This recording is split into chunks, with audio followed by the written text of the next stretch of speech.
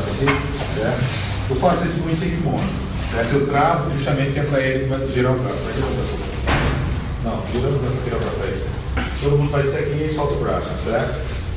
Então, de kimono ainda fica mais fácil do que criar peso.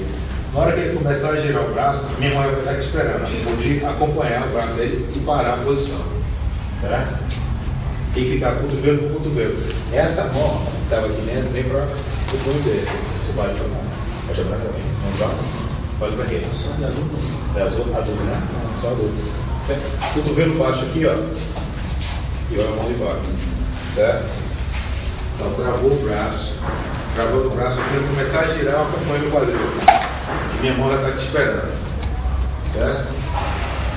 Só vem para aqui pro punho, para a mão. Cotovelo baixo. Se eu soltar aqui meu cotovelo, ele vai sair. Certo? Então, quando eu parar, meu cotovelo tem que estar no cotovelo dele. Certo? E por isso que eu saio um pouquinho, porque essa perna aqui vai para cima das costas dele. Pressionar, né? É, para evitar que ele faça a postura. Certo? E tem que ficar, ó, é como se fosse dar uma kimono mesmo. Eu travo, levanto um pouquinho e vou para a mão, certo? Puxo para baixo aqui, ó, no cotovelo. Então, de novo. É como eu falei, eu faço aqui, a gente faz muito em kimono. Essa travada aqui. Mas todo mundo nessa trava aqui geralmente vai girar o braço. Girou, acompanha no quadril, parou. Pega aqui no punho dele.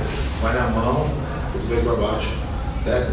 Tem que ficar cotovelo. Eu vou puxar aqui no cotovelo e acompanhar com a mão, certo? Let's go!